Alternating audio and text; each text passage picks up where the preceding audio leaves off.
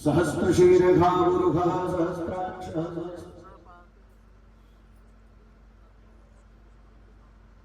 हजार हम माने कितने को, प्रमाण क्या है, प्रमाणिक कितने हैं? पांचवा प्रश्न है।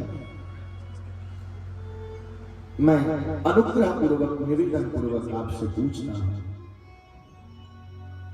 वक्ता हो, उत्तम हो, जो सूक्ष्म में सागर में गागर को समाहित कर दे।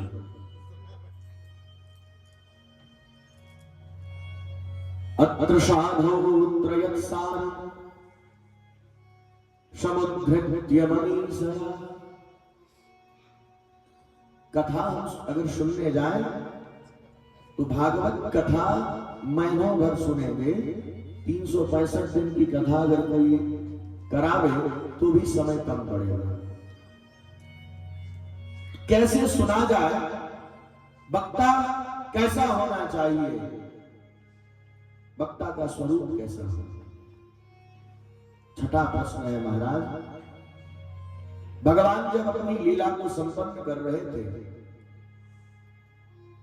कृष्ण ने जब अवतार लिया, अवतार लेते समय गोविंद ने कहा हम पृथ्वी का भार हरण करेंगे, धर्म संस्थापनार्थाय संभवामि युगे युगे, जब जब होई धर्म की हानि, बालहि असुर अधम अभिमानी। तो धर्म संस्थापनार्थाय, अगर भगवान धर्म की संस्थापना करने के लिए आते हैं तो धर्म किसकी शरण में जाए? धर्मं कः शरणं गतः? ये 6 प्रश्न कर डाले। मैं कल भी निवेदन किया था, प्रश्न जीवन में अगर प्रश्न होता है तो मेरे हित के लिए होता है। बात दो होती है, या तो मुझे मैं उनको उत्तर नहीं दे पाऊंगा तो उत्तर खोजूंगा, और अगर मुझ में सामर्थ्य है उत्तर देने का तो मेरी वाणी पवित्र होगी।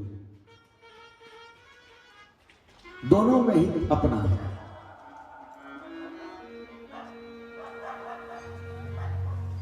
सूत जी आज बड़े गदगद हैं।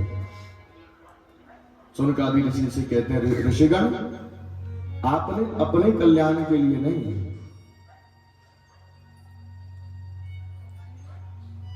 आपने जग के कल्याण के लिए, सकल लोक जग पावनि गंगा, आपने जग के कल्याण के लिए, जैसे गंगा प्रवाहित होती है उसी तरह आज जो आपने प्रश्न किया है वो आप मानव धर्म से परे हैं। आपने पहला प्रश्न किया कि मानव का धर्म क्या है। आपने तो संपूर्ण जगत के कल्याण के लिए आपने प्रश्न किया है। आइए मैं सबसे पहले उनका परिचय कराता हूं जो इसके प्रमुख पात्र हैं। अगर वो नहीं होता तो हम सबों को अमृत कथा नहीं मिलती। वो है पराशर नंदन, व्यास के पुत्र श्री सुखदेव जी। सुखदेव जी ही ऐसे वक्ता हैं, सुखदेव जी ही ऐसे ऋषि हैं, सुखदेव जी ही ऐसे ज्ञानी हैं, सुखदेव ही ऐसे वैरागी हैं जो मां भगवती जगत जननी राधा जी के गोद में खेलकर इस धराधाम पे आए। वही सुख जिसको प्यार मां राधे का मिला है, जिसको प्यार अपनी गोदी में खिलाती थी। एक दिन खेल खेल में राधा जी ने श्री सुखदेव जी से निवेदन किया, बेटा तुम्हें अब धर्म को बचाने के लिए पृथ्वी पर जाना होगा, मृत्यु लोक में जाना होगा। जैसे ही राधा जी ने निवेदन किया, सुखदेव जी बड़े सहम से गए। मां कहा मैं इस दिव्य लोक में हूं और कहा आप वो मृत्यु लोक में जाने को कह रही है? ना, मैं नहीं जाऊंगा। चूंकि परम बैरागी थी। सुखदेव जी कहते हैं मैं जैसे मृत्यु लोक में जाऊंगा मुझे पता है मोह सबसे पहले मुझे माया सताएगी, और माया सताएगी तो मैया मैं जो तेरा भजन करता हूं, जो तेरा नाम गाता हूं, राधे राधे राधे राधे राधे राधे मैं गाता हूं, वो छूट जाएगा। मां जो एक दो बार मैं आपका नाम ले पाता हूं, मुझे पता है कि मैं भूलोक में जाऊंगा, माया सताएगी और वो भजन मेरा छूटेगा। भगवती निवेदन करती है बेटा मैं तुम्हें वरदान देता हूं, तुम्हें माया सताएगी क्या, तुम माया से परे होकर जाओगे। वही सुख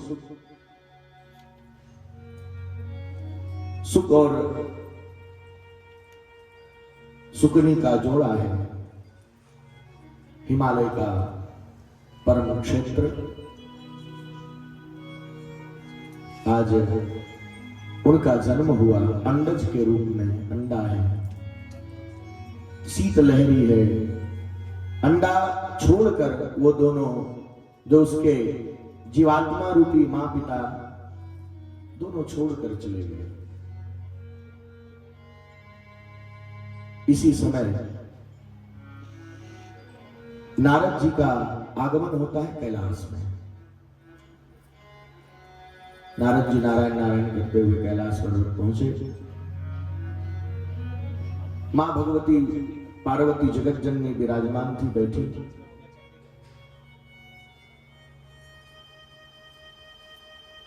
जैसे ही नारद जी आश्रम में पहुंचे, नारद जी को देखकर मैया पार्वती खड़ी हो गई, अभिवादन किया। चूंकि संत हैं, भगवान के पुत्र हैं, संत को देखने के बाद, संत का आगमन के समय हम सबों को जो भी संत मिले उनका अभिवादन खड़े होकर करना चाहिए। मां पार्वती खड़ी हो गई। मां पार्वती निवेदन करती है कि आपके चेहरे पर क्या हो गया नारद, आप तो भगवान के भक्त हैं, आप तो मगन रहते हैं, आपको क्या हो गई। नारद जी कहते हैं मां सुर नार मुनि सबही की रीति, सुर नार मुनि सबही की रीति, सारथ लागी करई सब प्रीति, सुर नार मुनि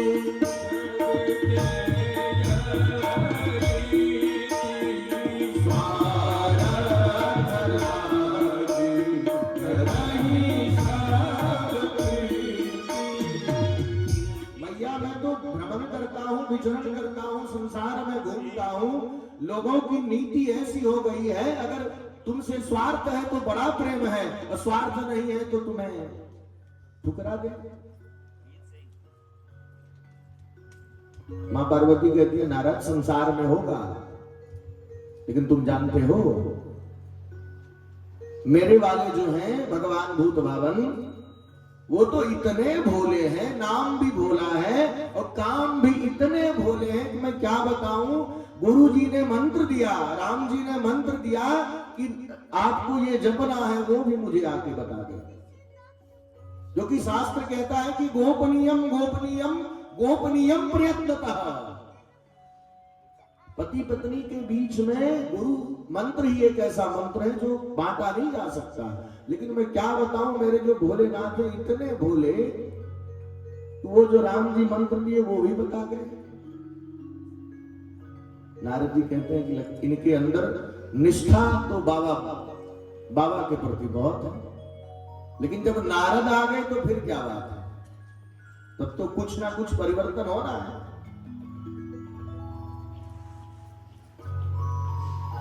नारद जी कहते हैं मैया तुम भ्रम में हो, बाबा तुम्हें सब बात नहीं बताते। बोले कैसे? मुझे तो सब बताते हैं। आज बाबा जब आते हैं लौट के समाधि से, वो कहते हैं कि आज मुझे राम जी का दर्शन हुआ, आज कृष्ण का दर्शन हुआ, आज मैंने भगवान की उस झांकी का दर्शन किया, आज फलाने भगवान की उस झांकी का दर्शन किया। मुझे तो सब बताते हैं, और तुम कह रहे हो कि मुझे नहीं बताते। बोले मैया, जो गूढ़ बात है वो बाबा तुम्हें नहीं बताए हैं। बोले कौन सी गूढ़ बात? बोले बाबा से पूछिएगा, उनके गले में जो मुंड की माल है वो किसकी है, आपको बताया? पार्वती जी स्तब्ध हो गई।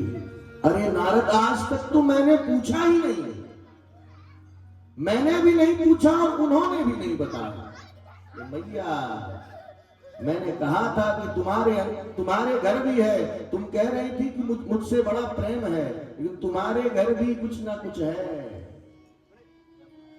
याद दिलाने की आवश्यकता है। अब तो घर फोड़ना था महाराज। बाबा आए, मैया का मुंह एकदम तमतमा की बैठी। बाबा देखे कि आज क्या हो गया, मैं आता था तो जल लेकर आती थी, आज क्या हो गया? पूछती है पार्वती जी से। बाबा पूछते हैं क्या बात है? आज आप देखते हैं कि आज आपका रुख बदला हुआ है। मां कहती है आप महाकपटी हैं। क्या हुआ? कैसे कपटी? अच्छा ये बताइए, आपके गले में जो मुंड की माला है वो किसकी है? बाबा मुस्कुराने लगे। बाबा कहते हैं कि देवी, हमसे आपका इतना प्रेम है, जितनी बार आपने जन्म लिया है, जितनी बार आपका जन्म के बाद जितनी बार हमारी आपसे संबंध बनी है, उतनी बार वो जो सिर है आपका, वो मैं प्रेम के बस पिरो लेता हूं। इतनी बार आप बदल चुकी हैं मेरे जीवन में, और मैं वही हूं। मैया तो और तमतमा गई। मतलब मैं मरती हूं और आप माला पहनते हैं, मेरे मुंड का माला पहन लेते हैं, लेकिन ऐसी कुछ उपाय नहीं करते कि मैं भी ना मरूं। कोई ऐसा तो साधन आपको ढूंढना चाहिए कि मैं भी ना मरूं।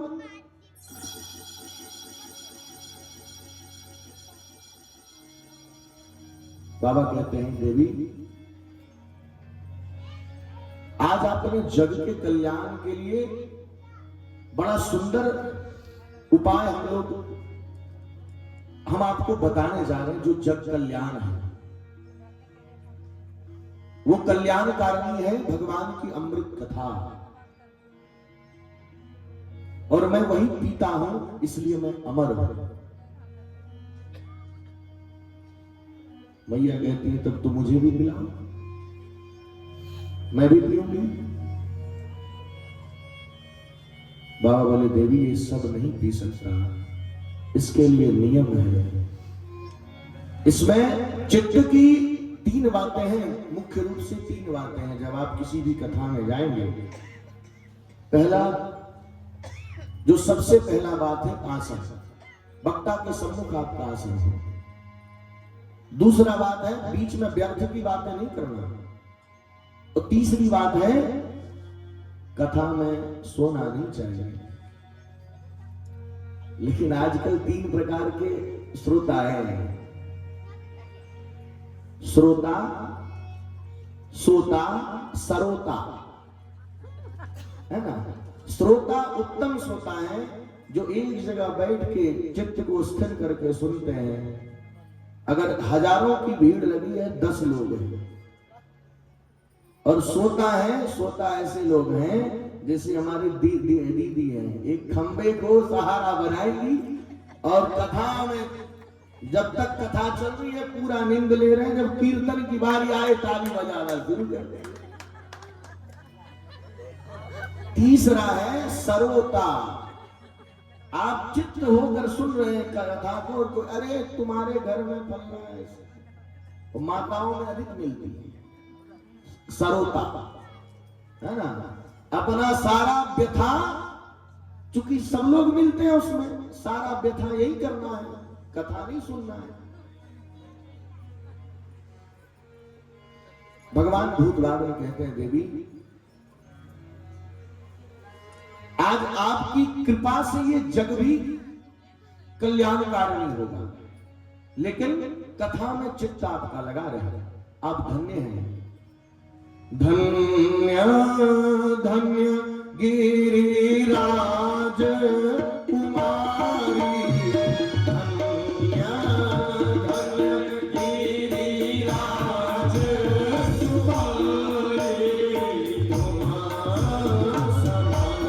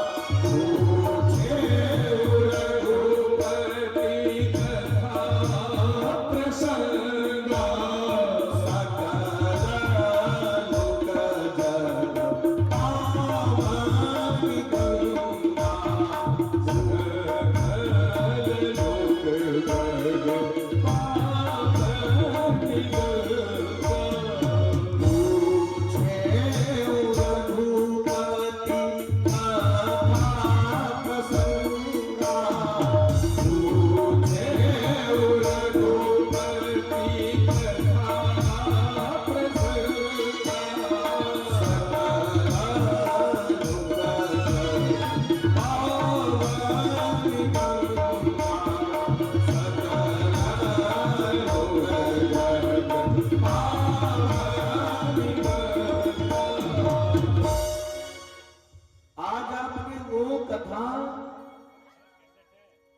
पूछी है जिस प्रकार मां भगवती कल कल करते हुए संपूर्ण सृष्टि के जीवात्माओं को तारती है, उसी प्रकार आज आपने संपूर्ण जगत के लिए, हित के लिए जग पावनी कथा सुनना चाहा। लेकिन देवी जब मैं कथा करता हूं ना तो आंख बंद करके करता हूं, क्योंकि संसार की किसी वस्तु पर मेरी नजर न पड़े और मेरा ध्यान यहां वहां ना बटे। हमारे भारत के एक विभूति थे डोंगरे जी महाराज, जब वो कथा करते थे तो उनकी इस प्रकार की, मतलब किसी को नहीं देखना है, अपने में कथा करना। स्वांतः सुखाय तुलसी रघुनाथ गाथा। जब तुलसीदास बाबा ने रामचरितमानस को लिखा तो लिखने के बाद पूछा गया कि आप बाबा आपने रामचरितमानस की रचना क्यों करी? बाबा ने कहा स्वांतः सुखाय तुलसी रघुनाथ गाथा, भाषानिबद्धमति मंजुल सम्मताय। मैंने अपने सुख के लिए अपनी भाषा में, मेरी मति में जो आई मैंने कहा, मैंने लिखा।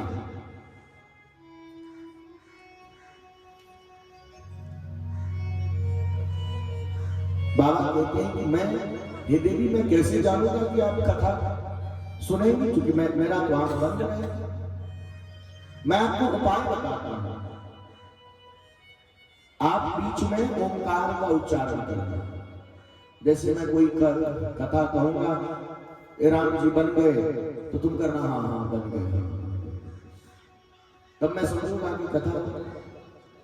लेकिन कथा तो ऐसी है महाराज जो अच्छे अच्छों को सुला दे और सोतों को जगा दे। समाधि में भगत बाबा बैठे, कथा प्रारंभ हो गई। पार्वती जी पहले दिन की कथा में ओंकार ओंकार का उच्चारण करती रही। दूसरे दिन प्रसंग आया उद्धव जी का।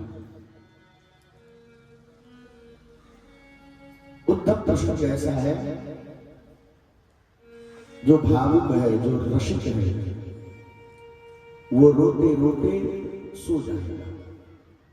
आज मां के साथ भी उसी प्रकार मां कथा सुनते सुनते सो गई, और वो जो अंडज था जो अंडा हिमालय पर जिसका जन्म हुआ था, पहले दिन की कथा में अंडे से बाहर निकला, दूसरे दिन की कथा में वो बोलना प्रारंभ हो गया। क्योंकि संसार का ये पहला जीव है जो संसार की किसी भी भाषा को बोल सकता है। आप राम रटाएंगे तो राम कहेगा, आप गुड मॉर्निंग कहेंगे तो गुड मॉर्निंग कहेंगे। आज पार्वती जी के ओंकार को सुनते सुनते सुनते वो सुख उसी भाषा में, पार्वती जी की भाषा में बोलना शुरू कर दिया।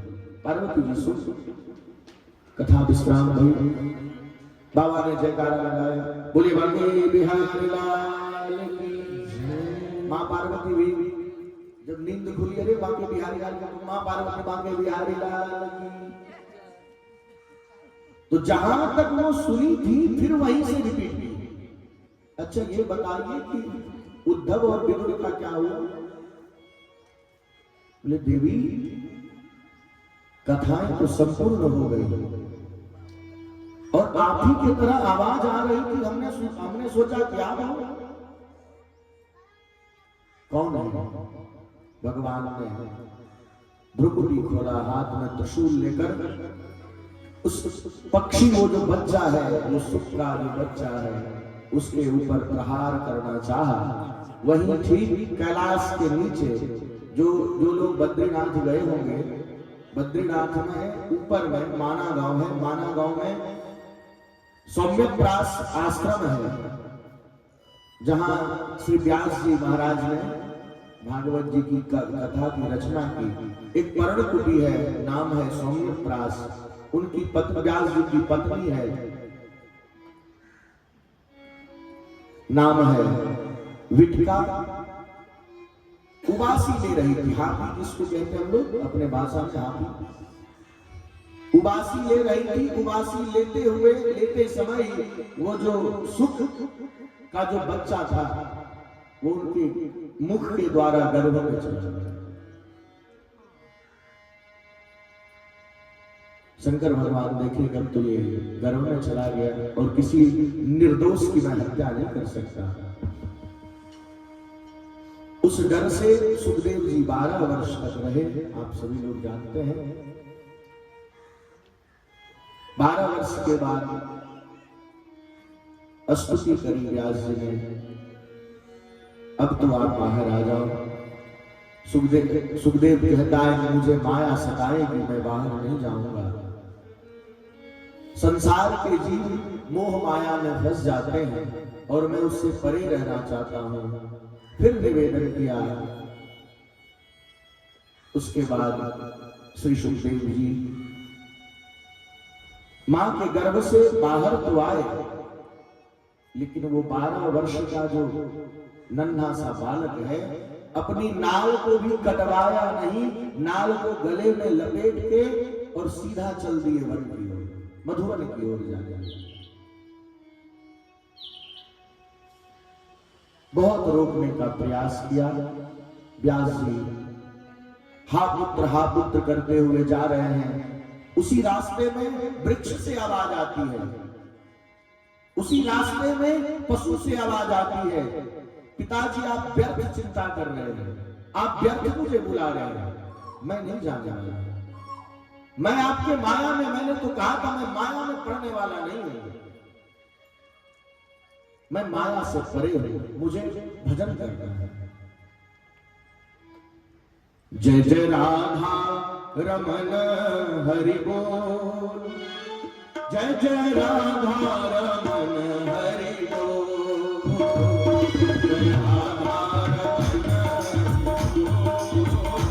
जय राधा रमन हरि बोल, जय जय राधा रमन हरि बोल, जय जय राधा रमन, जय जय राधा रमन, जय जय राधा रमन, जय जय राधा रमन, जय जय